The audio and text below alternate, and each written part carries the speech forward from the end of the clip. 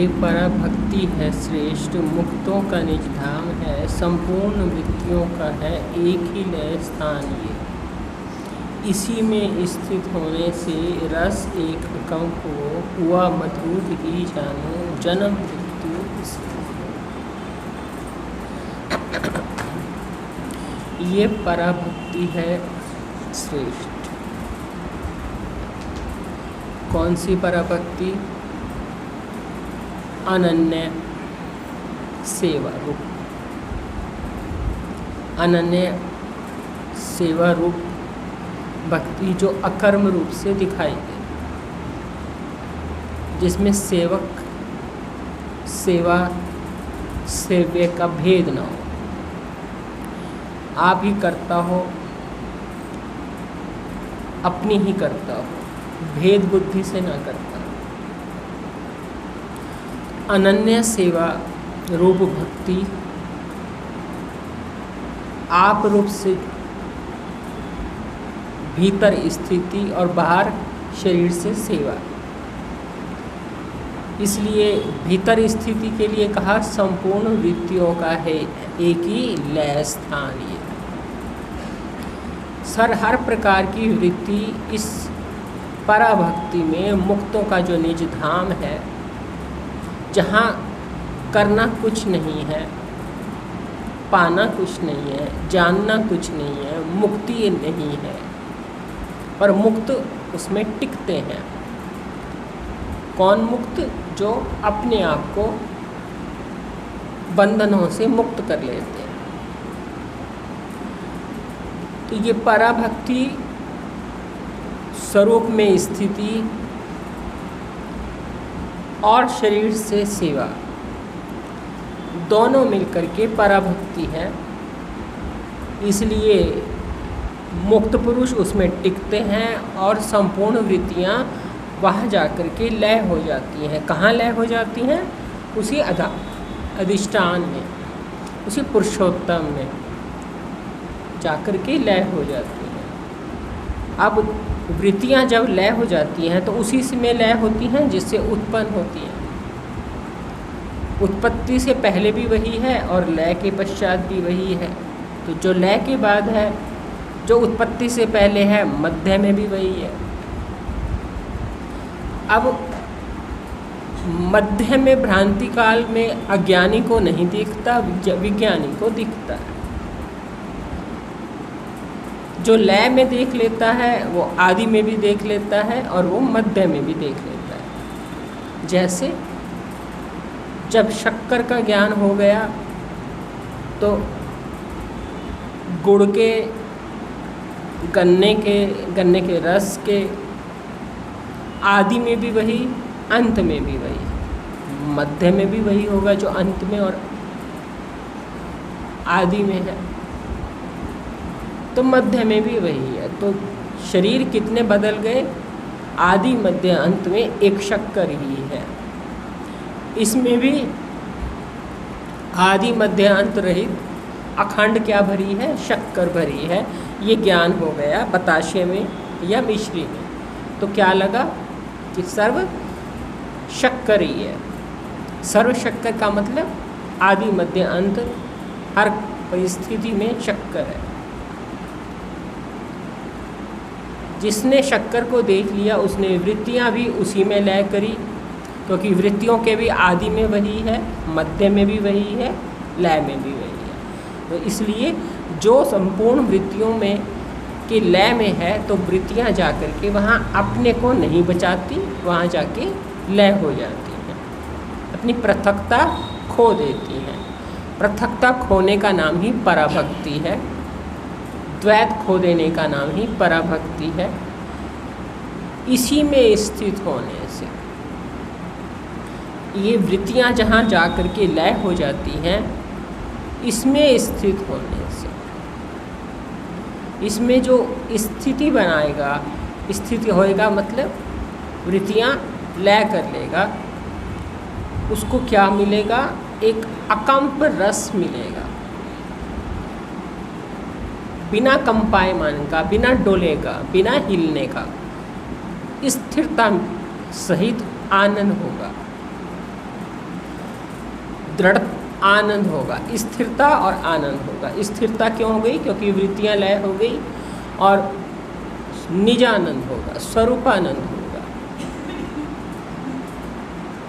विषयानंद और वासनानंद संसारियों को जब विषयानंद नहीं मिलता तो वासनानंद ढूंढते हैं।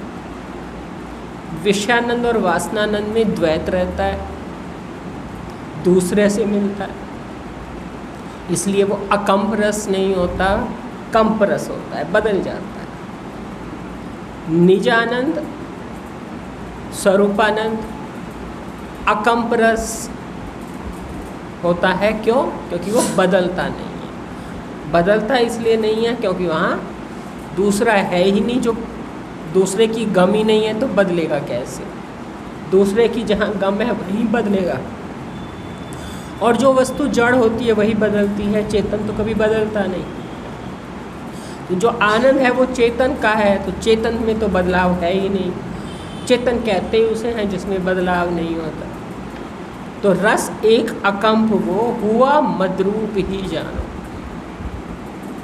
जिसको ये अकंप रस का, निजानंद का अनुभव हो गया, वृत्तियों के लय स्थान का, अकर्म रूप से जो रहता है उसका, पुरुषोत्तम का, बुद्धि जहाँ जाके लय हो जाती है उसका, वो कह रहे मायानंद जी हुआ मद्रूप ही जानो। जो स्वरूप में, निजानंद में, आप रूपता में स्थित हो गया, वो मेरा ही रूप है, मुझसे भिन्न नहीं हो गया। जो जाने जिस देही जनाई, जानत तुम्ही हो जाए। जिसको जनवाते हैं वो जो जानता है वो जानते हुए पृथक नहीं रहता, वही हो जाता है। तो तुलसीदास जी ने कहा जानत तुम्ही हो जाए। मायानंद जी कह रहे हैं हुआ मद्रूप ही जानो, मेरा रूप हो गया, वो मुझसे भिन्न नहीं रहा। जो मुझसे मतलब वो अपने आप को क्या जान रहे हैं? पुरुषोत्तम, आप सहित सर्व गोविंद। उनकी स्थिति कहाँ है? आप सहित सर्व गोविंद। और जिसने वृत्तियों के लय स्थान में, निजानंद में, अकंप रस में स्थिति बनाई, तो वो भी अपने आप को क्या जान रहा है? आप सहित सर्व गोविंद। तो स्थिति जब एक है, वस्तु जब एक है, स्थिति भी एक है, अनुभव एक है, तो फिर दो कहाँ से हुए? वैसे सभी का स्वरूप एक ही है, सभी आत्मा है, सभी सर्व ब्रह्म है। जब सर्व ब्रह्म है तो कोई भी ऐसा नहीं है जो उस ब्रह्म से भिन्न है, लेकिन जिसने आप रूप से जान लिया वो तो वही हो गया।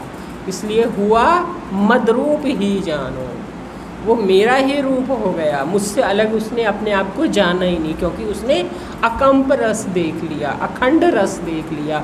वो रस देखा जहाँ जो रस में बदलाव नहीं आता, जिस रस में क्षीणता नहीं आती, जिस रस में पहले मज़ा आया फिर धीरे धीरे मज़ा कम होने लगा। क्योंकि गुणात्मक रस में तो पहले शुरुआत में बड़ा अच्छा लगा, फिर धीरे धीरे रस कम होने लगा। कोई भी वस्तु संसार की होती है, शुरुआत में बड़ा अच्छा लगता है, फिर धीरे धीरे वो रस कम होने लगता है। पहले सत्व गुण, फिर रजोगुण और फिर तमोगुण।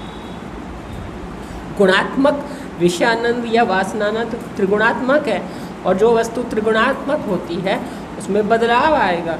वो पहले जैसी तो नहीं लगेगी, हाँ धीरे धीरे उसकी सच्चाई सामने आएगी, या वृत्तियाँ उसको स्वीकार नहीं करेंगी, वृत्ति बदल जाएगी, उस वस्तु के लिए देखने का नज़रिया बदल जाएगा, उतना अच्छा नहीं लगेगा, उतना प्रियता नहीं आएगी, तो धीरे धीरे क्षीण हो जाएगा, रस नहीं आएगा। पर यहाँ पर कैसा रस आ रहा है? अकंप रस। अकंप रस का मतलब है कि जिसमें कोई पराधीनता वाला रस नहीं है, जिसकी वजह से स्थिति बदल जाए, भाव बदल जाए, मन की दशा बदल जाए, या वस्तु अपना स्वरूप बदल दे, या उतना इंद्रियां थक जाएं, मन थक जाए, इसलिए बदल जाए रस। क्योंकि पराधीन ही नहीं है। जिस चीज़ में पराधीनता होती है वहाँ तो या तो मन बदल जाता है, या वस्तु बदल जाती है, या भोगने वाला थक जाता है, या गुण बदल जाता है, सोचने का तरीका बदल जाता है, उसको देखने का तरीका बदल जाता है, कुछ ना कुछ बदलाव हो जाता है। इसलिए अकंप रस तो आता नहीं।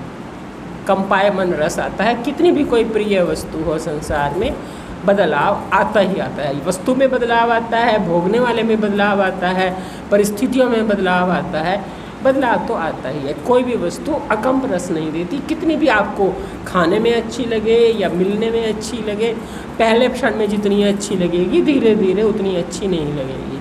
हो सकता है कि कोई वस्तु आपको बहुत अच्छी लगती हो, शुरू में आपको बड़ी अच्छी लगी, धीरे धीरे थोड़ी देर में तो आपको ठीक है। कोई चीज़ आप खरीद के लाए, भाई पहले क्षण में अच्छी लगी, फिर धीरे धीरे ठीक है, भाई ठीक है। अकम्प रस तो कोई चीज़ संसार की दे ही नहीं सकती, हो तो दे, क्योंकि उसमें अब कहोगे कि यहाँ पे जब सब सर्व गोविंद है तो ये संसार कहाँ से आ गया।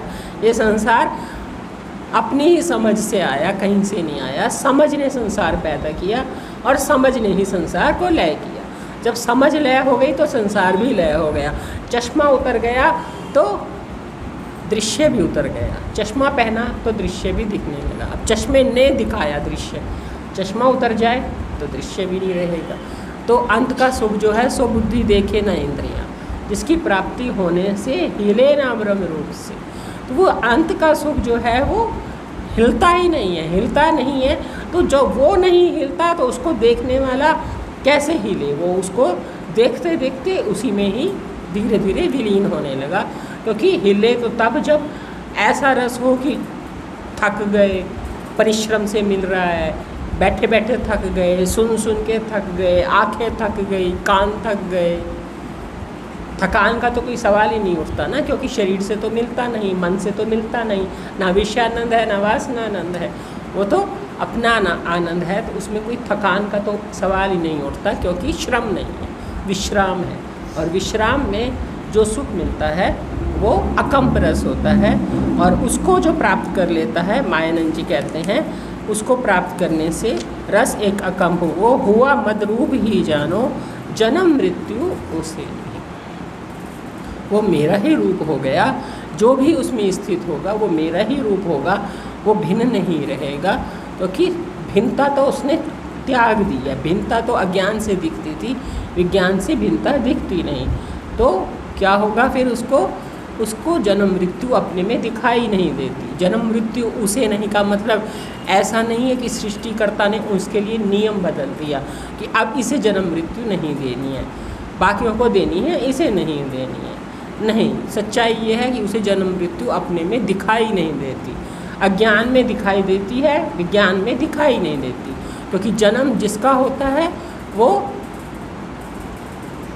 क्या, किसका जन्म होता है? वासना का जन्म होता है, कहो सूक्ष्म का शरीर का जन्म होता है, कहो मृत्यु किसकी, कहो सूक्ष्म का और स्थूल का विच्छेद कहो, या वासना का की मृत्यु कहो। मेरेपन की मृत्यु है, वास्तव में मेरापन नहीं तो किसकी मृत्यु? तो अपने में जो सत है उसकी मृत्यु होती नहीं, जो सत है उसका जन्म ही नहीं होता, तो उसकी मृत्यु कैसे होगी? इसलिए वो अपने में जन्म मृत्यु देखता नहीं है, इसलिए होती नहीं है। वो चाहे तो जन्म ले सकता है, पर लेगा तो भी अपने में देखेगा नहीं। इसलिए कुछ संत कहते हैं कि हम जन्म नहीं लेना चाहते, कुछ संत कहते हैं कि हम लेना चाहते हैं। जैसे बड़े महाराज जी कहते थे कि मैं लेना चाहता हूँ, वो उनका होती तो लीला है। पूज्य बीजी महाराज कहते थे मैं लेना नहीं चाहती, महाराज जी कहते थे मैं लेना चाहता हूँ। वास्तव में वास्तविकता क्या है? वास्तविकता ये है कि वो सब अपने में कोई जन्म मृत्यु देखते ही नहीं है।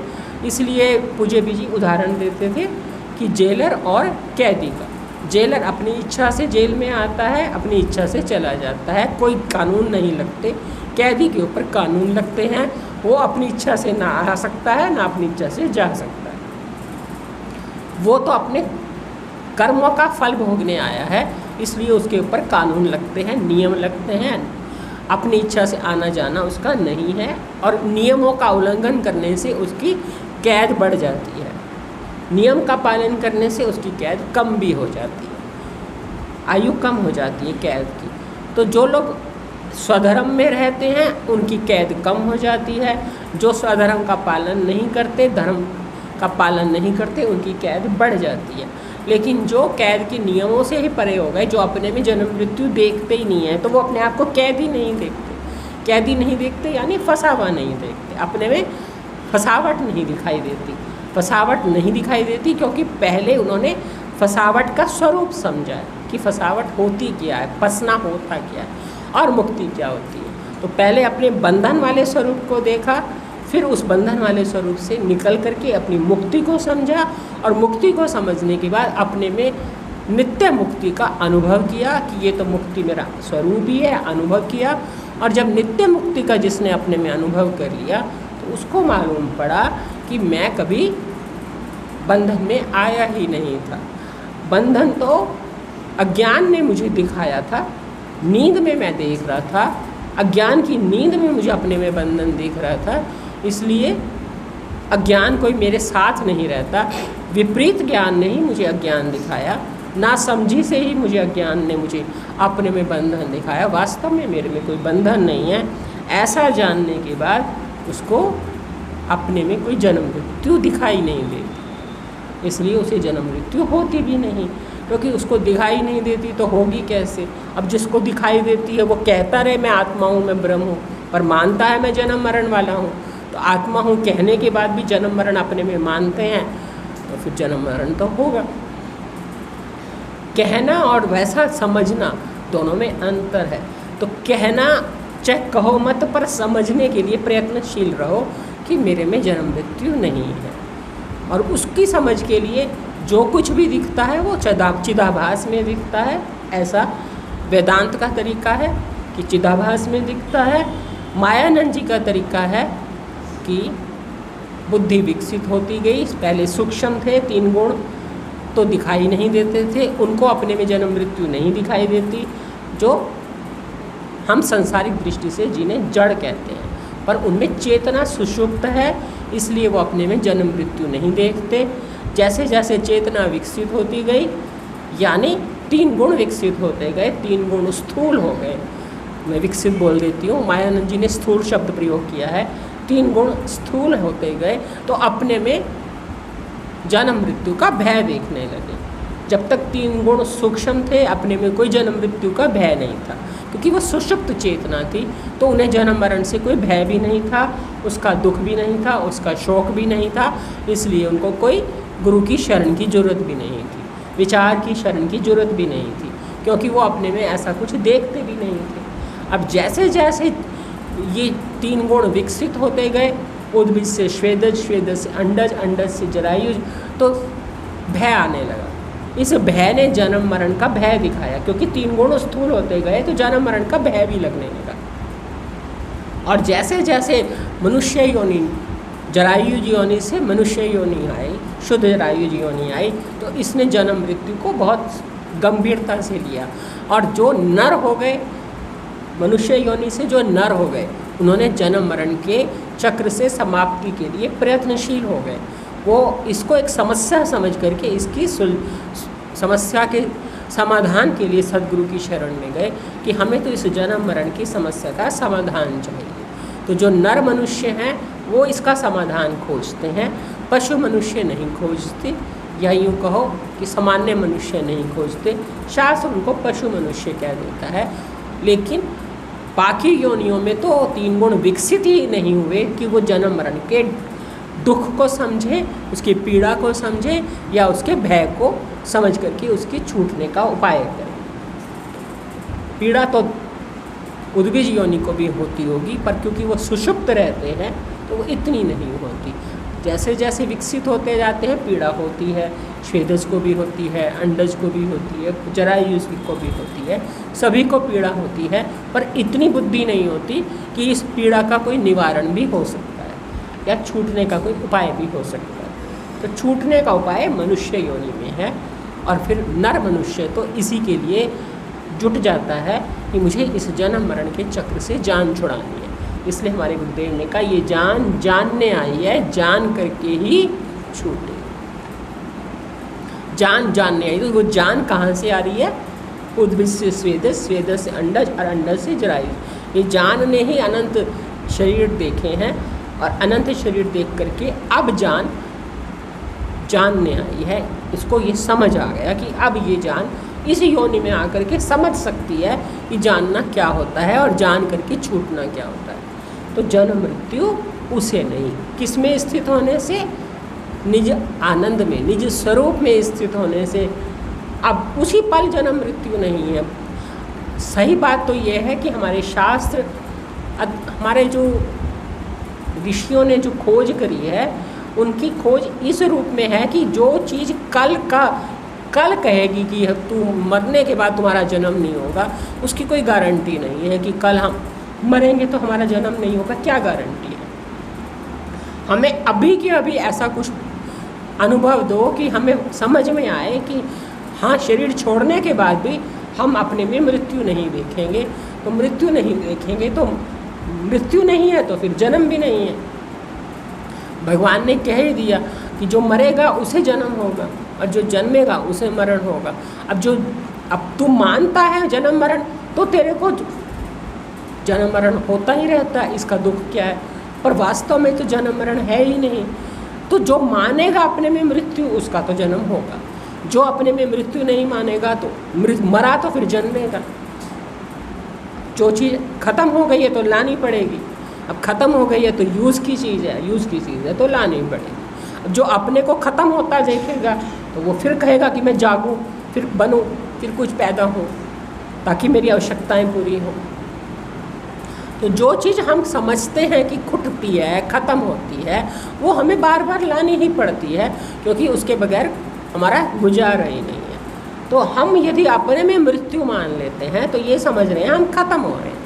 अब इस समय ख़त्म हो रहे हैं तो हमें फिर से आना पड़ेगा, क्योंकि हमें दोबारा से अपनी प्रतीति चाहिए, अपने को देखना चाहिए, अपनी उपस्थिति चाहिए। यहाँ मेरी उपस्थिति ख़त्म हो गई तो मेरी उपस्थिति कहीं और हो, मुझे अपनी उपस्थिति देखनी है। लेकिन जिसने स्वरूप के रूप में अपनी उपस्थिति हमेशा देख ली कि मेरी उपस्थिति तो कभी कहीं जाती ही नहीं है, गहरी नींद में भी मैं रहता हूँ, स्वप्न में भी मैं रहता हूँ, जागृत में भी रहता हूँ, तो मेरी उपस्थिति का तो कभी लय होता ही नहीं है।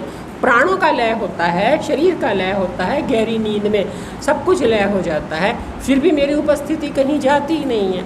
तो जिसको ये समझ में आ जाता है कि मेरी उपस्थिति का कभी अंत ही नहीं होता, संपूर्ण वृत्तियों का है एक ही लय स्थान ही है, सारी वृत्तियाँ लय भी हो जाएं तो भी मेरी उपस्थिति तो कहीं जाती नहीं है। जब उपस्थिति का अभाव ही नहीं होता तो उपस्थिति के लिए फिर क्यों प्रयत्न करें? समझ रहे हो बात को? तो उपस्थिति के लिए प्रयत्न करने के कारण ही जन्म मरण है। क्योंकि आज यदि हमने ये मान लिया कि जब प्राण छूट रहे हैं तो मैं ख़त्म हो रही हूँ, मैं मर रही हूँ, मेरा नाश हो रहा है, मैं मर जाऊंगी तो मैं ख़त्म हो जाऊंगी, इति हो जाएगी। क्यों इति हो जाएगी? क्योंकि शरीर की इति हो गई तो मेरी इति हो जाएगी। अब मेरी उपस्थिति मुझे भाती है और ख़त्म होना मुझे भाता नहीं है, तो फिर मैं अपनी उपस्थिति किसी न किसी रूप में फिर जाहिर करूँगा। क्योंकि द्वैत प्रतीति अपने को किसी न किसी भेद बुद्धि से उपस्थित करना चाहेगी। अद्वैत बुद्धि कहेगी कि मेरी उपस्थिति का कभी अंत ही नहीं होता। मृत्यु काल में भी मृत्यु को कौन कह रहा है कि मृत्यु हो रही है? मैं जान रहा हूँ। सांस घुट रहा है, दम घुट रहा है, तो दम घुटने को भी कोई बता रहा है ना। प्राण निकल रहे हैं तो प्राण निकलने को भी तो कोई बता रहा है ना। आज भी तो प्राणों को आप कैसे ले रहे हो? कभी जो प्राणायाम करते हैं उनको पता है ना कि प्राण कब छोड़ना है, कब लेना है। प्राणों को तो आप जानते हो ना, आप प्राणों के आधार हो ना, आप प्राणों के प्रकाशक हो। तो प्राणों के आज प्रकाशक हो तो हम मृत्यु काल में भी तो प्रकाशक ही रहोगे, कहीं भाग थोड़ी जाओगे। आपके सामने तो प्राण निकलेंगे, आप ही तो सिद्ध करोगे कि प्राण निकल रहे हैं, आपकी उपस्थिति में ही तो निकलेंगे, आप थोड़ी अनुपस्थित हो जाओगे। समझ रहे हो बात को? आपकी अनुपस्थिति में तो प्राण भी नहीं निकल सकते। बताएगा कौन कि प्राण निकले? तो प्राण आए हैं तो आपकी उपस्थिति में आए हैं। पहले आप आए हो फिर प्राण आए हैं इसमें, पहले आप आए हो फिर प्राण आए हैं। चौथे महीने प्राण आते हैं ना, ब्रह्मरंध्र से प्राण आते हैं, पहले तो नहीं थे। तो आपकी उपस्थिति में प्राण आए हैं, आपकी अनुपस्थिति में प्राण रह ही नहीं सकते। तो आप तो तब भी उपस्थित होंगे जब प्राण निकलेंगे, इसलिए आप नहीं खत्म होंगे। आपको अपनी उपस्थिति का कभी अभाव नहीं दिखेगा। आप अनंत रूपों में हमेशा रहेंगे। इस रूप में नहीं रहेंगे तो अनंत रूपों में रहेंगे, और अनंत रूप नहीं भी रहेंगे तो भी आप रहोगे। जब सृष्टि नहीं रहेगी तो भी आप रहेंगे। और सृष्टि है तब भी आप रहेंगे, और सृष्टि नहीं थी तब भी आप होते हो, ऐसा जिसने समझ लिया। इसलिए जीवन काल में यदि हम इस बात पर थोड़ी सी मेहनत कर लें, अब वो मेहनत नहीं है तो विश्राम, पर वो श्रम रहित होना शुरुआत में मेहनत लगती है, श्रम रहित होने की आदत नहीं है, तो वो विश्राम करना एक मेहनत लगता है, कि कुछ ना करना भी एक मेहनत लगता है, क्योंकि कुछ करने का स्वभाव बन गया। तो यदि हम आज प्रयत्न करके अपनी जन्म मरण से रहित स्वरूप यानी अपनी सद्रूपता को समझ लें, सद्रूपता को पहचान लें, तो हमें समझ में आ जाएगा कि अभी भी तो कुछ उत्पन्न होता है, तो जो उत्पन्न होता है वो आभास होता है, या मायानंद जी की भाषा में मैंने आपसे कह दिया कि विकास हुआ तो ये दिखने लगा, अविकसित था तो 3 गुण समावस्था में थे, तो वो नहीं जानता था कि जन्म मरण क्या है। विकसित बुद्धि का मतलब है आभास सहित बुद्धि, चिदाभास सहित बुद्धि, सभास अंतःकरण। तो चिदाभास को ही लगता है कि जन्म मरण हुआ। अब आभास सूर्य का मरते हैं जन्मते हैं, सूर्य थोड़ी ना जन्मता है मरता है। आभास आया हमारे घर में, आभास चला गया। अब आभास के कारण ही रोशनी भी हुई, आभास के कारण दिख बहुत कुछ अच्छा भी लग रहा था, लेकिन वो टेका नहीं, चला गया। ये आभास नहीं टिकता, आत्मा थोड़ी ना कहीं चली जाती। इसलिए ये भेद तो आपको दूसरे अध्याय में ही भगवद गीता ने कह दिया कि उसे शस्त्र नहीं काटे, अग्नि नहीं जलावे, जल से वो नहीं भीगे, वायु सुखा नहीं करे, ये अछेद अधाई है, बेगता सुखता नहीं। 5 भूत का शरीर, 5 भूत ही बाहर हैं जो काटते हैं, या तो जलाया जाता है, या वायु से सुखाया जाता है, या शस्त्र से छेदा जाता है। भगवान ने कहा इसे वायु नहीं सुखा सकती, इसे शस्त्र नहीं काटे, अग्नि नहीं जला सके, जल से ये नहीं भीगे, वायु सुखा नहीं करे। 5 तत्व ले लिए, वायु सुखा नहीं करे। ये अछेद अधाई है, छेदा भी नहीं जा सकता, जलाया भी नहीं जा सकता, सुखाया भी नहीं जा सकता, डुबोया भी नहीं जा सकता। कौन? जो हमेशा उपस्थित रहता, जिसकी उपस्थिति से कोई इनकार नहीं करता, जो मैं के रूप में हर कोई कहता है मैं हूँ, गहरी नींद में भी मैं होता हूँ, इसको कोई इनकार नहीं करता। इसलिए जिसको कभी हम इनकार नहीं करते उसकी कभी जन्म भी नहीं होता और उसकी कभी मृत्यु भी नहीं होती। उसको जन्मता किसी ने देखा ही नहीं, उसका मरण भी किसी ने नहीं देखा। कौन देखे उसका जन्म मरण? क्योंकि वो सब कुछ देखता है पर उसे कोई देख नहीं सकता। देखने वाले को कौन देखेगा? तो उसकी जन्म मृत्यु की देख नहीं सकता, क्योंकि जो देखेगा, जो काटा जाएगा, जो जलाया जाएगा, जो भिगोया जाएगा, जो डुबोया जाएगा, वो स्थूल होगा, पंचभौतिक होगा। जो पंचभौतिक नहीं है बल्कि उसको देखने वाला है, दिखने वाली वस्तु को ही जलाया काटा जा सकता है। देखने वाले को कैसे काटा जलाया जाए? देखने वाला तो जलाने काटने को भी तो देखेगा, जब देखना उसका स्वभाव, उसको भी देखेगा। जलाया जाए तो भी देखेगा, काटा जाए तो भी देखेगा, सुखाया जाए तो भी देखेगा, डुबो जाए तो भी देखेगा। तभी तो कहेगा मैं डूब रहा हूँ, मैं डूब रहा हूँ। फिर वो कहेगा मैं अपनी जान की रक्षा करूँ। आमतौर से भाषा में लोग ये प्रयोग कर लेते हैं, उसने कैसे भी करके अपने प्राणों की रक्षा करी, उसने ऐसे किया कि मेरे प्राण बच जाएं। तो जिसने करा मेरे प्राण बच जाएं, वो चिदाभास ही तो है, जो ये सोच रहा है मेरे प्राण बच जाएं। आभास को लग रहा है ना मेरे प्राण ना निकले। आत्मा तो दोनों को बता रही है, ये निकल रहे हैं, ये जा रहे हैं। बता तो आत्मा रही है, समझ रहा है कि मैं करूँगा, वो आभास है। तो ये सारी प्रक्रिया आपने समझी हुई है। तो इस बात को कह रहे हैं, हुआ मदरूप ही जानो, जन्म मृत्यु उसे नहीं, उसको जन्म मृत्यु नहीं है। क्या कह रहे हैं आगे? सर्वांग योग ये स्थाई बीज है दिव्य चक्षु का, इसे जो पाठ में लेवे चित्त से निज कर्म। सर्वांग योग ये स्थाई, सर्वांग योग एक पुस्तक नहीं है, सर्वांग योग स्थाई एक सिद्धांत है, वेद है। सर्वांग योग ये स्थाई, जो चीज़ स्थाई होती है वो किसी ने रचा नहीं है, शब्द रचे हैं, योग नहीं रचा। सर्व अंग का योग पहले से ही है, मायानंद जी ने नहीं रचा, मायानंद जी ने तो पुस्तक रची है। सर्वांग योग स्थाई है, रचा नहीं गया। क्योंकि सर्व अंगों का अखंडता, अटूटता ये पहले से ही है, ये पहले से ही है। जो चीज़ पहले से ही है उसको सिर्फ महापुरुष दिखा देते हैं।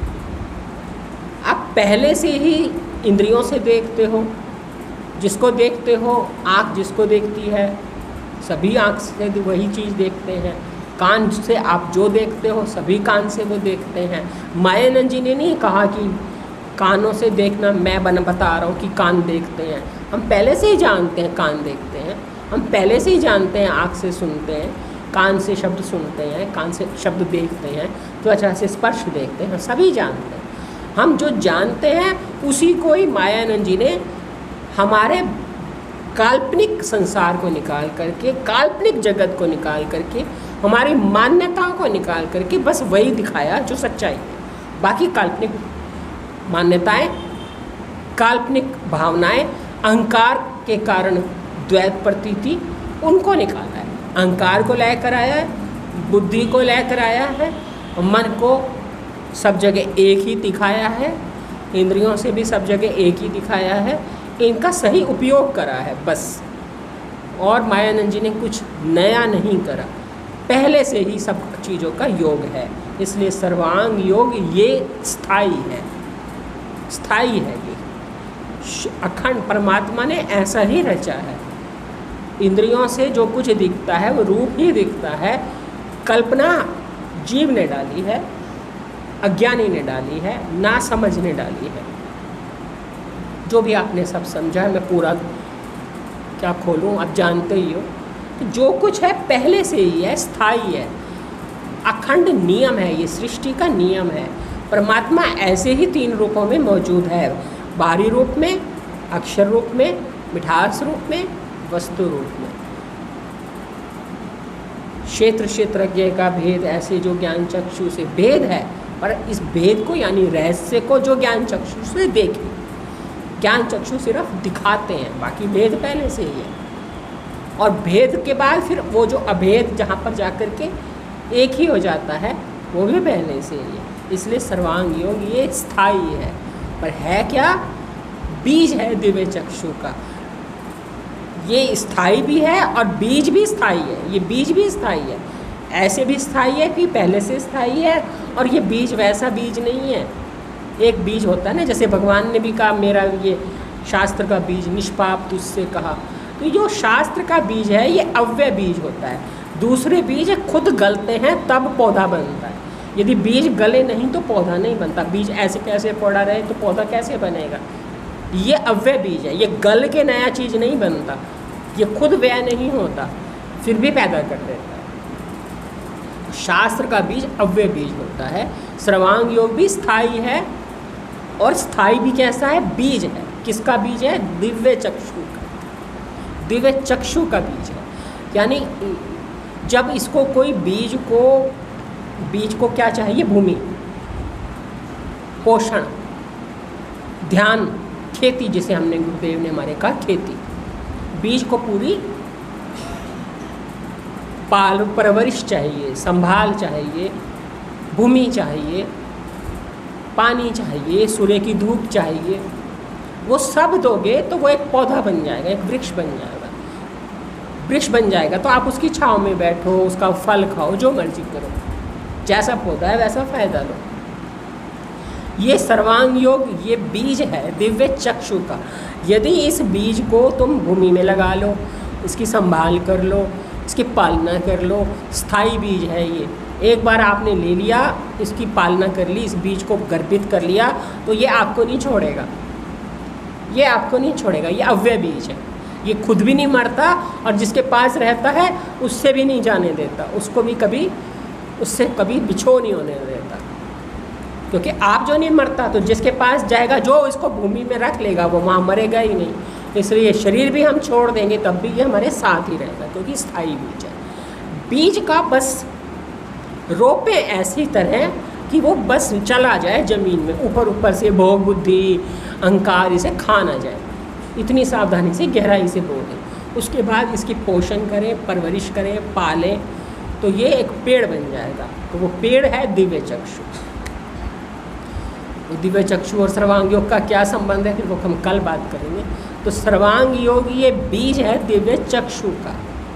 ये बहुत एक यूँ समझो कि मार्मिक बात है, बड़ी सुंदर बात है कि सर्वांग योग से दिव्य चक्षु का बीज बनता है। दिव्य चक्षु का बीज है, तो बीज से क्या बनेगा, पौधा। और पौधा चाहिए इसलिए तो बीज लाए। तो जिसको दिव्य चक्षु चाहिए वो ये बीज ले लो और भूमि में बो दो और इसकी परवरिश करो, तो उसके पास दिव्य चक्षु आ जाएंगे। अब वो दिव्य चक्षु आ जाएंगे, वो दिव्य चक्षु क्या करेंगे, वो दिखाएंगे जो भगवान दिखाना चाहते हैं, वो दिखाएंगे जो गुरुदेव दिखाना चाहते हैं, वो दिखाएंगे कि जो भगवान शिव को दिखता है, वो दिखाएंगे जो भगवान राम को दिखता है, वो दिखाएंगे जो भगवान कृष्ण को दिखता है, वो दिखाएंगे जो गुरुदेव को दिखता है, वो दिखाएंगे जो मायानंद जी को दिखता है, जो सब संतों को दिखता है। उन्होंने ये बीज ही तो लिया। और पूज्य बीजी कहते थे ना, बीज की रक्षा करनी पड़ती है। अब रक्षा का मतलब उठा करके कहीं साइड में रख दो, नहीं। वचन गुरांदे हृदय बेटुए पाए जा। रक्षा का कैसे करें कि इसको जितना मनन करें, जितना अभ्यास करें, जितना इसको निधि ध्यासन करें, इसकी रक्षा होती है, संभाल होती है। ऐसे तो भूल जाता है, ऐसे तो याद ही नहीं रहता कि सब जगह एक ही है। तो जितना मनन अभ्यास में लाते हैं, निधि ध्यासन में लाते हैं, तो उसकी रक्षा होती है। और यदि मनन निधि ध्यासन में नहीं लाते तो भूमि में फिर पत्थर आ गए, रोड़े आ गए या भोग बुद्धि खा गई, तो फिर उसकी रक्षा नहीं होती। मनन निधि ध्यासन से इसकी रक्षा होती है, समय देने से, शक्ति देने से, योग्यता देने से, स्वयं को देने से इसकी रक्षा होती है। तो खुद को देना पड़ेगा, यानी समय देना पड़ेगा। जिस चीज़ को हम समय देते हैं, कदर देते हैं, शक्ति देते हैं, अपनी पात्रता देते हैं, वो चीज़ बढ़ती है। जिस चीज़ को हम समय नहीं देते, शक्ति नहीं देते, पात्रता नहीं देते, अपनी योग्यता नहीं देते, वो चीज़ घटती है। तो हमारा ध्यान मांगती है हर चीज़। हम ध्यान देते हैं तो बढ़ती है, नहीं ध्यान देते तो बेकार हो जाती है। चेतन है ना, ध्यान देने के लिए कह रहे हैं। ध्यान कभी ऐसा जिसमें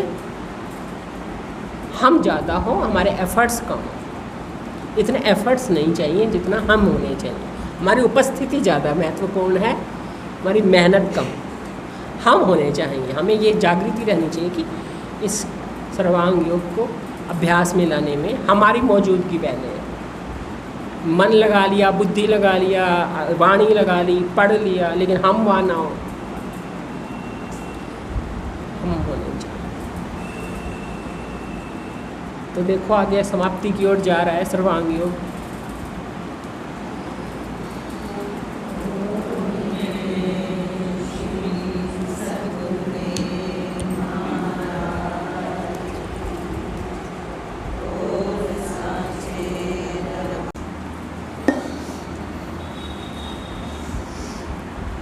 सर्वांग योग ये स्थाई बीज है दिव्य चक्षु का, इसे जो पाठ में लेवे चित्त से निज कर्म। सर्वांग योग पिंड ब्रह्मांड, पिंड में जो 8 अंग है, इनका ब्रह्मांड से योग, जो कुछ दिखता है 8 से, पंच ज्ञानेंद्रियों से, मन से, बुद्धि से मिठास और अहंकार जो पृथकता दिखाता है, सब जान करके उसका लय। 8 अंगों से जो स्थायी है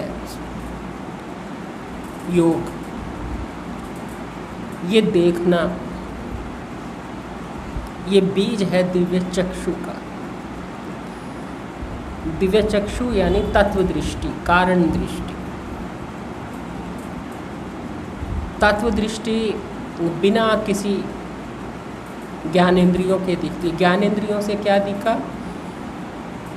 ब्रह्मांड में शब्द स्पर्श रूप रस गंध। लेकिन दिव्य चक्षु से दिखा शब्द के पीछे अस्थि है, बुद्धि के बल से दिखी अस्थि, और बुद्धि ने अस्थि दिखाई और अहंकार के लय होने पर जो तत्व दृष्टि बनी, जो कारण दृष्टि बनी, उसने दिखाया पुरुषोत्तम अस्थि रूप परमात्मा, अनुभव कराया। वहाँ बुद्धि से अस्तित्व देखा और पुरुषोत्तम परमात्मा का अनुभव करके वो अनुभव में आया, यानी वो अपनी दृष्टि बन के, बुद्धि की दृष्टि नहीं, अपनी दृष्टि बन करके दिखा। एक बार से मैं आपको फिर एक बार बता देती हूँ। अभी तक हमारे लिए ये मिश्री था, अब हमारे लिए शक्कर का ढेला हो गया। इसको हम शक्कर का ढेला देखने लगे। अब हम शक्कर का ढेले में शक्कर देख रहे हैं, ढेले में शक्कर है और शक्कर में ढेला है, ढेले में शक्कर है, शक्कर में ढेला है। ढेले में शक्कर है अक्षर भाव से, शक्कर में ढेला है पुरुषोत्तम भाव से। शक्कर में ढेला है तो मतलब शक्कर और ढेला दोनों है, ढेला भी है शक्कर भी है। नहीं, शक्कर में ढेला और ढेले में शक्कर। स्वामी जीवनानंद जी कभी कभी एक बात बताते थे, मुझे संत याद नहीं है, मेरा याद जहाँ तक है शंकराचार्य जी की बात थी कि वो पूछने गए अपने गुरु से कि ये तत्वमसि महावाक्य, तो उन्होंने पास पड़ा मिट्टी का ढेला उठाया और मिट्टी का ढेला उठा करके पूछा कि ढेले में मिट्टी है कि मिट्टी में ढेला है। तो उन्होंने कहा कि ढेले में मिट्टी है, पहले तो ऐसे दिखता है, फिर दिखता है मिट्टी में ढेला है, फिर लगता है नहीं मिट्टी में ढेला और ढेले में मिट्टी कहाँ है, ढेला तो है ही नहीं, मिट्टी है। यदि हम ढेले में मिट्टी माने, ढेला मीन्स एक इकाई, आम भाषा में, गवारू भाषा में उसको ढेला बोलते हैं, एक इकाई, ये इकाई है। इस इकाई में शक्कर है, शक्कर में इकाई है। अब ये इकाई अपनी पृथकता नहीं रखती, यानी सिद्ध नहीं होती। जब हम कहते हैं कि ज्ञानेंद्रियों से हमें शब्द स्पर्श रूप रस गंध दिखाई देते हैं, लेकिन शब्द के पीछे है, स्पर्श के पीछे भी अस्थि है, रूप के पीछे भी अस्थि है, गंध के पीछे भी अस्थि है, और स्वाद के पीछे भी अस्थि है, रस के पीछे भी अस्थि है। तो अस्थि है या रस है, अस्थि है कि शब्द है, अस्थि है कि रूप है, हम कैसे अभ्यास करें इनका? नहीं, तुमने दिव्य दृष्टि का मतलब है तुमने तत्व दृष्टि बनाई, तुमने कारण दृष्टि बनाई, तुम बिना दृष्टि के भी, इन चक्षुओं के बगैर भी तुमने देखा कि क्या है। तुमने जब तक, अब तक तुमने चक्षुओं से देखा था, चरम चक्षु से देखा था, मन के चक्षुओं से देखा था, बुद्धि के चक्षुओं से देखा था। चरम चक्षु से तुमने पिंड और ब्रह्मांड की एकता करी कि सब जगह एक ही शब्द स्पर्श रूप रस गंध है। मन के चक्षु से तुमने सब जगह तीन गुण देखे, बुद्धि के चक्षु से तुमने मिठास प्रियता देखी। अब तुमने ये सारे चक्षु जब लय हो गई, बुद्धि जहाँ लय हो गई, अहंकार जहाँ लय हो गया, क्षर भाव जहाँ लय हो गए, वहाँ तुमने देखा कि तुम ही तुम हो और कुछ नहीं है। मिठास भी नहीं है कहना बनता, ढेला भी नहीं कहना बनता, इकाई भी नहीं कह सकते, ब्रह्मांड भी नहीं कह सकते, पिंड भी नहीं कह सकते, ब्रह्मांड भी नहीं कह सकते, आप ही आप। तो जहाँ आप ही आप है वहाँ तुम्हारी क्या दृष्टि है? दिव्य दृष्टि। दिव्य दृष्टि कहती है आप ही आप है, दूसरा नहीं है। तो दिव्य दृष्टि यानी तत्व दृष्टि, यानी पुरुषोत्तम भाव, नाम का नामी में लय, क्षर अक्षर का लय, एक नाम ही बचे, वस्तु ही बचे, जहाँ आप सुन चुके हो, वही सदरूप जानना, वही है अपना रूप पुरुषोत्तम भाव से। तो जहाँ केवल वस्तु रहती है वो तत्व दृष्टि कारण दृष्टि है। तो वस्तु का अनुभव दिव्य दृष्टि का मतलब है अनुभव, तत्व दृष्टि का मतलब ही अनुभव होता है, कारण दृष्टि तत्व दृष्टि अनुभव। तो अनुभव ने ये बताया यानी अनुभव ने अनुभव को ही बताया, दूसरे किसी को नहीं बताया, खुद को ही बताया। अनुभव को अनुभव ही हुआ, अनुभव का अनुभव दूसरे को नहीं हुआ। इनका अनुभव तो दूसरे को होता है, अनुभव का अनुभव स्वयं को ही होता है। आपको ही देखता है, अपने से ही देखता है, अपने को ही देखता है। जब अपने से अपने को देखता है, अब ये मनोरंजन तो है नहीं, ये रोचक तो है नहीं, ये बातें तो है नहीं, ये तो जो अनुभव में लौटेगा उसको समझ में आएगा। अब वो समझ की भी चीज़ नहीं है, लेकिन कहना, शब्द प्रयोग करना पड़ता है। तो अनुभव का अनुभव जिसे होगा, आप अपने आप को जब देखेगा तो उस दृष्टि का नाम है दिव्य दृष्टि। तो सर्वांग योग ने दिव्य दृष्टि दी, बीज बन करके इसको जो इस बीज को जो अंतःकरण में जिसने पोषित किया, उसको ये पेड़ बन करके दिव्य दृष्टि बन गया। तो उस दृष्टि ने सारी बाकी दृष्टियों को लय कर दिया, बुद्धि को लय कर दिया, अहंकार को लय कर दिया, मन को लय कर दिया, सबको लय कर दिया। तो बाकी दृष्टियाँ लय हो गई, एक वही दृष्टि बची जो यथार्थ दृष्टि है। यथार्थ दृष्टि कहो, स्वरूप दृष्टि कहो, निज आप ही में आपको देखना कहो, कारण दृष्टि कहो, तत्व दृष्टि कहो, या दिव्य चक्षु कहो। दिव्य दृष्टि भी कहते हैं, दिव्य चक्षु भी कहते हैं। तो दिव्य चक्षु से बिना चश्मे के देखना है। हम अंतःकरण से देखते हैं तो चश्मे से देखते हैं, अंतःकरण को देखते हैं जो चश्मे को देखते हैं। अब हमारा चश्मा ही गलत दिखा रहा है तो हमें चश्मा ही उतारने को कहा गुरुदेव ने कि बिना चश्मे के देखो। ये चश्मे से देखते हो तो अंतःकरण तुम्हें कुछ और दिखाता है, जब अंतःकरण को देखते हो तो तुम कुछ और देखते हो कि ये तो अलग है, मैं अलग हूँ। चश्मे की आवश्यकता तुम्हें सिर्फ व्यवहार में है, वास्तव में व्यवहार में भी बिना चश्मे के खुद को देखा हुआ हो, यानी तुमने चश्मा उतार ही लिया। तुम्हारी नज़र में गड़बड़ जो थी वो उसकी वजह से तुम्हें चश्मा पहनना पड़ता था। अब तुमने अपनी गड़बड़ ही ठीक कर ली तो तुम्हें चश्मे की ज़रूरत ही नहीं रही। तुमने अपने आप ना चश्मा ही उतरवा दिया, वो चश्मा जो तुम्हें विपरीत दिखाता था, भ्रम से दिखाता था, काल्पनिक जगत दिखाता था। तुमने ये बुद्धि का चश्मा, मन का चश्मा, अहंकार का चश्मा फेंक दिया, अपने आप को बिना चश्मे के देखा।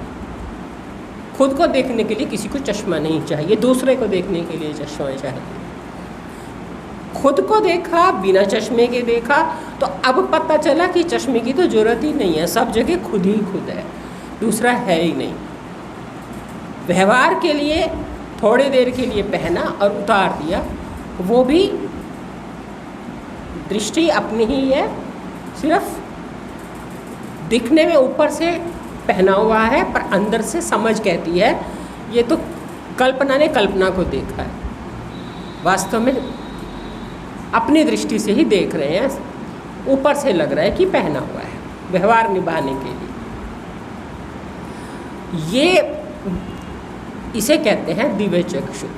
सर्वांग योग ये बीज बन करके पेड़ बन सकता है, जब कोई इसे अपना ले तो ये दिव्य चक्षु बन जाएगा।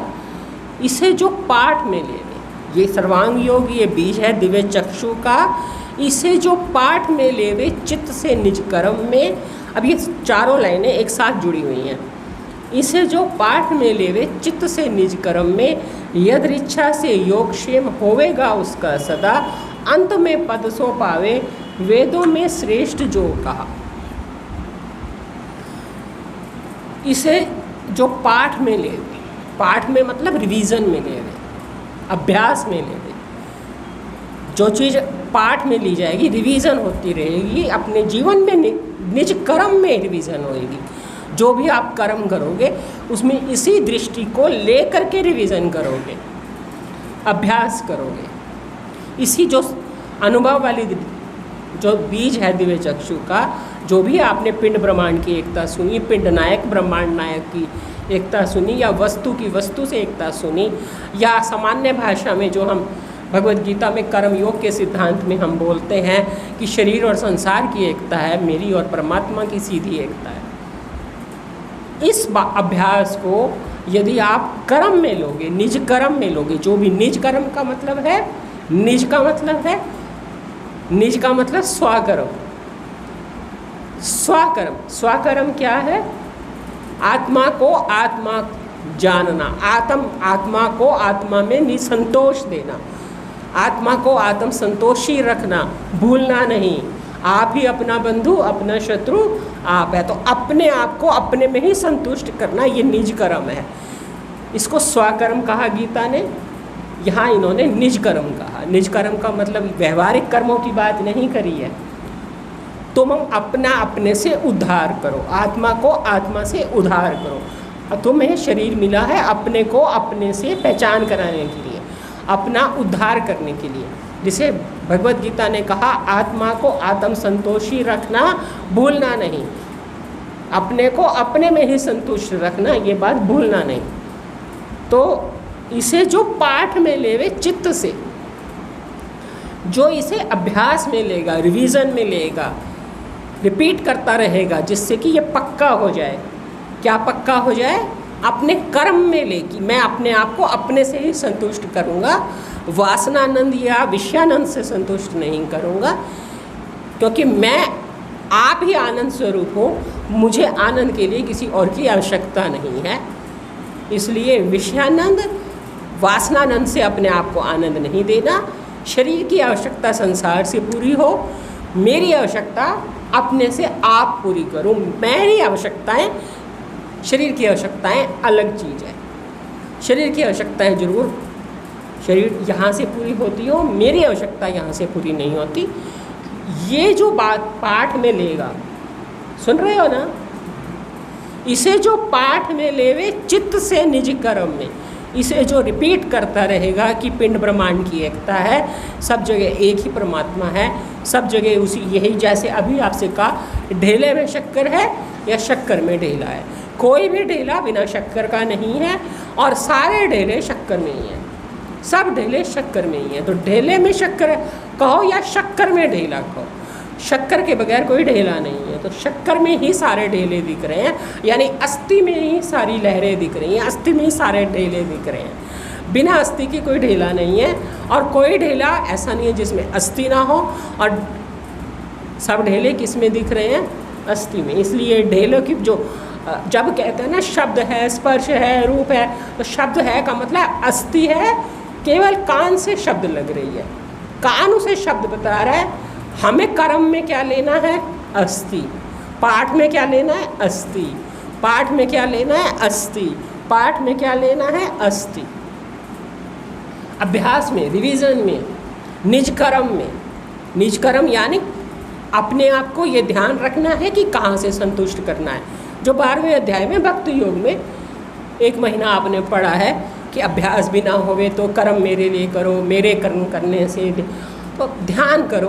ध्यान, ज्ञान से ध्यान है बड़ा, ध्यान से कर्म फल त्याग, और त्याग से शांति है मिले।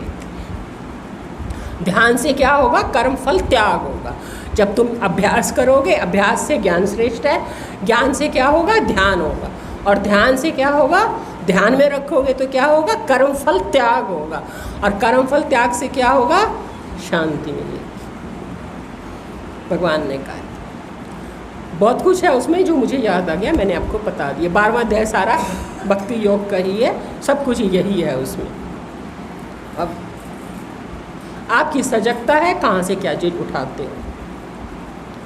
इसे जो पाठ में लेवे चित्त से निज कर्म में, जब कोई इसे रिवीजन में लेगा, अभ्यास में लेगा, सजगता में लेगा, ध्यान में लेगा, ज्ञान में लेगा, अपने आप को अपने आप से संतुष्टि में लेगा, अपने आप को परमात्मा से जोड़ने में लेगा, अपनी प्रीति वहाँ बनाएगा, तो क्या होगा?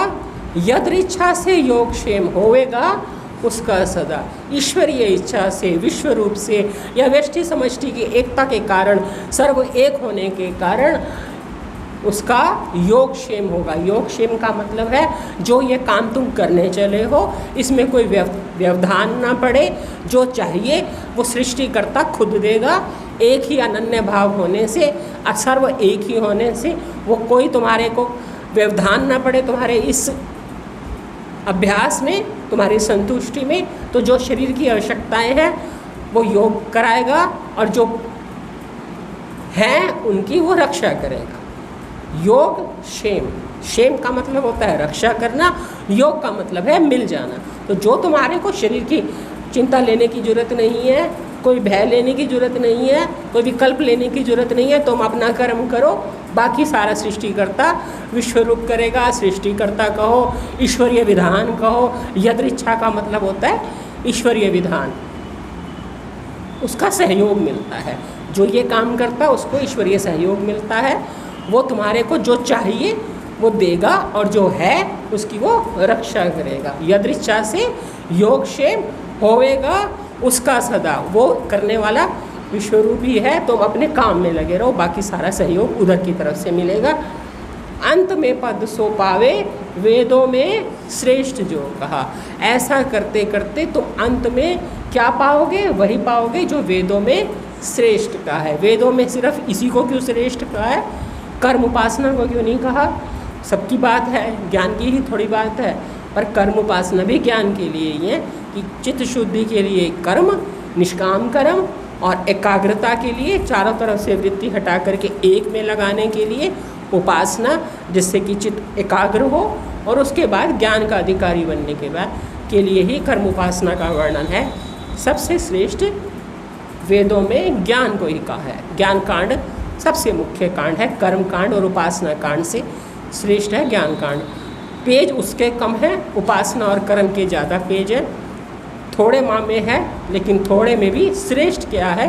ज्ञान कांड, यानी श्रेष्ठ चीज वेदांत। इसलिए वेदांत कहा, वेदों का अंतिम निर्णय। ज्ञान का अंतिम निर्णय भी कहते हैं, वेदों का अंतिम निर्णय भी कहते हैं, और सिद्धांत का मतलब भी जो अंत में सिद्ध हुआ। तो वेदांत कहो, सिद्धांत कहो, उपनिषद भाग कहो, तो वेदांत के दो मतलब है, एक वेदों का अंतिम निर्णय और एक ज्ञान का अंत। दोनों रूप में इसका वर्णन होता है। अंत में पद सो पावे, वेदों में कौन सा वेदों में श्रेष्ठ पद का है?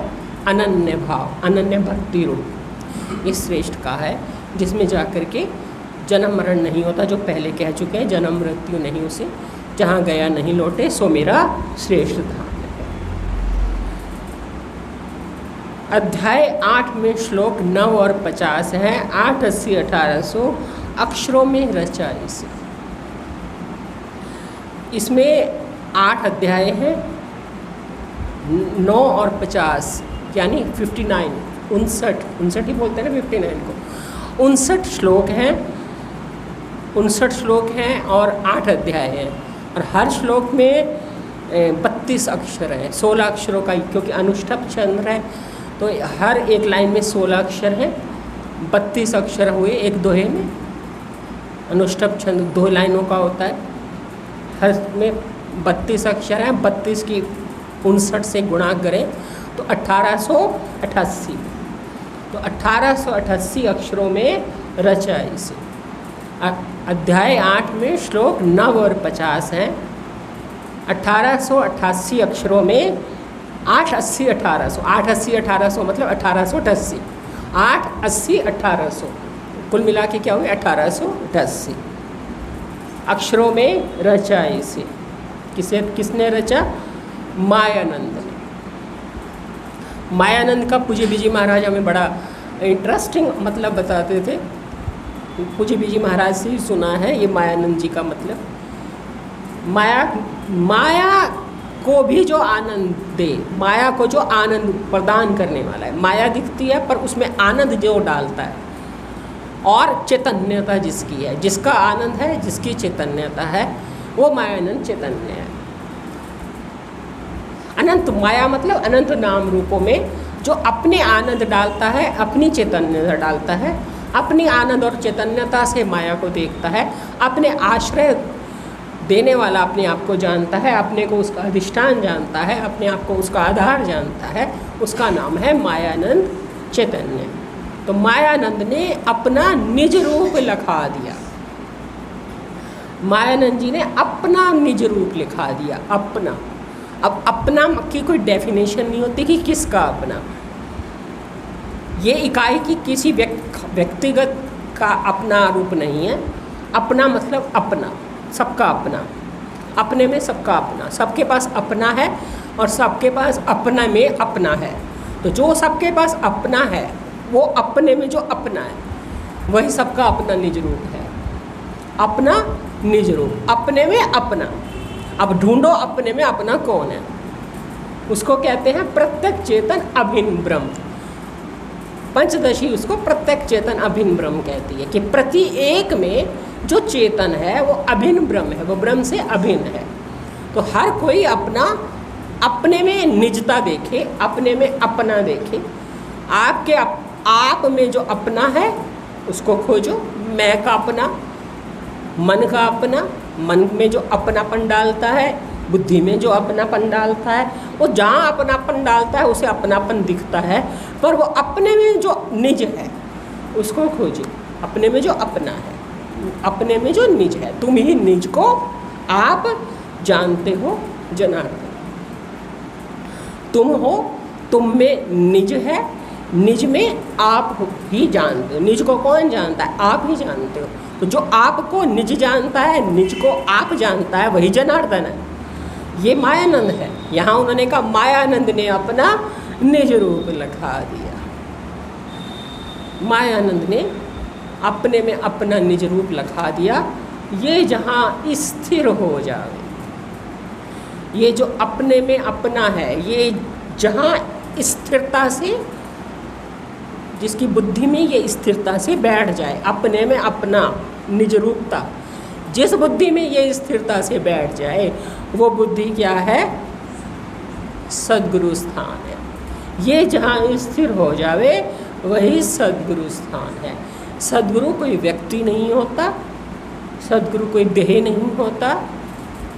जहाँ ये स्थिरता से बैठ जावे, क्या? अपने में अपनापन, अपने में निज रूपता, प्रत्यक्ष चेतन अभिन्न ब्रह्म। सर्व आप ही आप है, आप में ही आप रहता है, निज में ही आप रहता है। अर्जुन को बैठ गया कि तुम ही निज को आप जानते हो जनार्दन, तुम ही जानते हो। वो देख इधर, इंगित इधर कर रहा है, अनुभव इधर कर रहा है, कहने में इधर है, निश्चय में इधर है। सद्गुरु कहने में इधर है, निश्चय में इधर है, वही सद्गुरु स्थान है। तो मायानंद जी कहते हैं जो ऐसा जान लेता है, अपने में अपने को देख लेता है, निज रूप लखा दिया, निज रूप लखाया है। कैसे लगाया है? 8, 80, 1800 अक्षरों में जो रचा है सर्वांग योग, इसके माध्यम से ये जहाँ स्थिर हो जाए, जहाँ कैसे स्थिर हो जाए? पाठ से निज कर्म में, निज कर्म में लेता है, खुद को सावधान रखता है। मेरी परमात्मा से एकता है, शरीर की संसार से एकता है। शरीर को संसार चाहिए, संसार को शरीर चाहिए। ना मुझे संसार चाहिए, ना संसार को मैं चाहिए। मेरी किसी को जरूरत नहीं, मुझे किसी की जरूरत नहीं। शरीर की जरूरत संसार को है, संसार की जरूरत शरीर को है। इनकी आपस में एकता है, इसलिए ये आपस में निपटे। मेरी कोई ना संसार आवश्यकता पूरी करता है, ना मैं संसार की किसी की आवश्यकता के लिए पैदा हुआ हूँ। मेरा अपना अलग सिस्टम है, इसका अपना सिस्टम है। ये अपना हिसाब से चलता है, मैं अपने हिसाब से चलता हूँ। मेरी आवश्यकता संसार थोड़ी पूरी करता है, ना मैं संसार के लिए बना हूँ। मैं परमात्मा के लिए हूँ, परमात्मा मेरे लिए। उनसे मेरा सीधी एकता है, मेरा उनसे अनन्य भाव है। मैं उनके लिए हूँ, वो मेरे लिए है। तो मुझे अपनी आवश्यकता सुख की, शांति की, अपनेपन की कहाँ से मिलेगी? जिनका हूँ। यहाँ नहीं ढूंढनी, क्योंकि ये तो शरीर की आवश्यकता पूरी करने के लिए है। अब यहाँ खोजेंगे तो फिर भ्रमित हो जाएंगे, फिर भटकोगे, फिर दुखी होगे, फिर विक्रांत होगे, फिर वो रास्ता गड़बड़ हो गया। अपनी आवश्यकता कहाँ से पूरी करनी है? जिनसे मेरी सीधी एकता। अब ये मैंने आपको कर्मयोग वाला सिद्धांत भगवद गीता का बता दिया, उसी के माध्यम वही सारे रास्ते बाद में एक ही जगह इकट्ठे हो जाते हैं। कर्म योग भी बाद में भक्ति होता है, ज्ञान भी बाद में भक्ति होता है, और भक्ति तो भक्ति है ही, वो अकेला भी है और दोनों का चरम सीमा भी है। चरम सीमा भक्ति में ही है। भक्ति के बाद, भक्ति का मतलब है अनन्य भक्ति सहित सेवा, तो फिर वहाँ फिर निष्काम कर्म भी आ गया। तो तीनों मिलकर के होंगे, ज्ञान सहित अनन्य भक्ति होती है, और फिर लौट करके सेवा। यदि सेवा नहीं है, शरीर को संसार नहीं दिया और संसार को शरीर नहीं दिया, तो फिर व्यष्टि भाव अलग हो जाएगा। शरीर को बचा लिया, संसार तो मुझे दे मैं ना दूँ, तो फिर कहाँ से शरीर और संसार की एकता होगी? फिर तो बस लेना आएगा, देना तो आएगा नहीं। तो फिर तो वो पाठ से निज कर्म में तो कुछ लिया ही नहीं। सेवा तो स्वाभाविक होगी, क्योंकि सब जगह एक ही है, उसी के अनंत रूप हैं, तो सेवा तो स्वाभाविक होगी। तो शरीर से सेवा, और भगवान ने कह ही दिया, रख के मन मेरे में सेवा मेरी सदैव, जो करता है दृढ़ श्रद्धा से सो मेरे मत से बड़ा, यानी श्रेष्ठ पद प्राप्त करता है, वो बड़ा है। वही सद्गुरु स्थान कह दिया, मायानंद जी ने कह दिया, वही सद्गुरु स्थान। एक ही बात को सबके कहने के अलग अलग तरीके हैं, बात एक ही कहते। तो ये जहाँ स्थिर हो जावे, उन्होंने कह दिया वो मेरे मत से बड़ा, मायानंद जी ने कह दिया ये जहाँ स्थिर हो जावे वही सद्गुरु स्थान है। इसलिए ये अनन्य भक्ति योग नामक अध्याय 8वां संपूर्ण हुआ। ये मायानंद जी ने अनन्य भक्ति योग नामक अध्याय पूरा कर दिया। इसमें अनन्य भक्ति का, अब ये सर्वांग योग का महात्म भी बता दिया। सर्वांग योग का महात्म है दिव्य दृष्टि, और दिव्य दृष्टि का महात्म है अंत में पद सो पावे वेदों में श्रेष्ठ होता है, और वही सद्गुरु स्थान है। तो ये सर्वांग योग का ही महात्म हुआ। तो कुल मिलाकर के महात्म से बात खत्म करी, और शुरुआत करी थी प्रेम से, आवश्यकता से, और अंत भी वहाँ भी गुण गाए थे कि कुछ ऐसा हो जो मेरी चंचलता मिट जाए, और यहाँ भी बता दिया कि स्थिरता आ जाएगी। तू चंचलता की बात कर रहा था, मैंने तुझे स्थिरता की बात दे दी। अब तेरी चंचलता कहाँ रहेगी? जब सब आप ही आप मिलेगा तो चंचल कैसे होगा? दूसरे को देख के तो कोई चंचल होगा, और कहीं और से आवश्यकता पूरी होती होगी तो ही तो चंचल होगा। जब सारी आवश्यकताएं अपने में से ही पूरी हो जाएं तो चंचल क्यों होना पड़ेगा? जब सुख तुझे खुद से मिल जाएगा तो तू बाहर जाएगा क्यों? चंचल क्यों होगा? जब तुम्हारे घर ही सब कुछ पड़ा है तो बाहर क्यों जाओगे? घर में सब कुछ रखा है, उठाओ और करो। खाली होगा, जाओगे तब बाहर निकलोगे, लाओगे कपड़े, चुन्नी पहनोगे, पर्स उठाओगे, तब जाओगे ना। चंचल तब होगे ना जब बाहर कुछ ढूंढ जाना होगा लेने। अब अपने पास ही सब कुछ है तो क्यों जाओगे? तो अपनी आवश्यकता कहाँ से पूरी करनी है? अपने आप से। सुख की हो, शांति की हो, अपनेपन की हो, बंधन रहितता की हो, मुक्तता की हो। अपनापन, सुख, शांति, बंधन रहितता, यही चाहता है जीव। बाकी जीव की मांग तो अपने से पूरी होती है, शरीर की मांग संसार से पूरी होती है। अब कोई शरीर की मांग को अपनी कह दे, अपने आप कोई संसार को दे दे, और संसार वालों को कहे तुम भी अपनापन दो, इसी वजह से रफड़े हैं। संसार वाले कहते हैं हमें तो नहीं, हम तुम्हें तो नहीं मिलेंगे, जो संसार की चीज़ें हैं वो हमसे ले लो, और सारी दुनिया कहती है तू भी पूरा मुझे मिलो। अब पूरा कोई क्यों देगा? वो सब अधूरा बचा लेते हैं, कुछ बचा लेते हैं, वो हम कहते हैं बचाओ मत, सारा दे दो। अब तुम बेवकूफ़ हो, सारा देते हो, तो दूसरा थोड़ी बेवकूफ़ है। बेवकूफ़ है जो सारा खुद को दूसरे को देते हैं, जो थोड़ा बहुत खुद में बचाते नहीं। भावुकता में छले जाते हैं माया से, माया उन्हें छल लेती है, जो सारा कुछ अपना ही दे देते हैं, खुद को भी संसार को दे देते हैं। खुद तो किसी ने मांगा ही नहीं था, शरीर मांगा था, काम मांगा था, समय मांगा था, शक्ति मांगी थी। तुम्हें किसने मांगा था? कोई नहीं मांगता। अब तुम जबरदस्ती खुद को दूसरे को देते रहोगे तो बेवकूफ़ बनोगे। अब फिर कहेंगे कि हमारा सबने बेवकूफ़ बनाया। बेवकूफ़ तुम्हारा किसी ने नहीं बनाया, तुमने खुद का बनाया। पूज्य भी जी कहते थे तुम सही मायने में स्वार्थी भी नहीं बनते। सही मायने में स्वार्थी हो तो खुद को दो, शरीर को भी खुद को मत दो। शुरुआत तो यहीं से होएगी, ये शरीर को भी खुद को नहीं देना। अब खुद की पहचान ही शरीर हो जाए तो फिर तो बेवकूफ़ी वहीं से शुरू हुई ना। पहली बेवकूफ़ी की पहचान यहीं से है कि मेरी पहचान ये हो गया, अब ये मेरा सब कुछ हो गया, अब जो कुछ इसके लिए वो मेरे लिए है। और भगवान कहते हैं मुझे कुछ नहीं चाहिए क्योंकि मुझे कुछ प्राप्त नहीं करना। तो मुझे कुछ नहीं चाहिए वो कहाँ खड़े होके बोलते हैं? शरीर पे बैठ के। शरीर को तो कैसे नहीं चाहिए, शरीर को कैसे नहीं चाहिए। वो स्वामी परमानंद जी कई बार बताते हैं कि हमें लोग कहते हैं कि यदि तुम ब्रह्म हो तो छत से कूद पड़ो, आ जाओ गाड़ी के नीचे। तो कहते हैं जब हम बेवकूफ़ थे तो हम जोश में कह देते थे चलो जी हम छत से कूद देते हैं, खड़े हो जाते हैं गाड़ी के आगे। और जब अकल आई तो डर लगने लगा।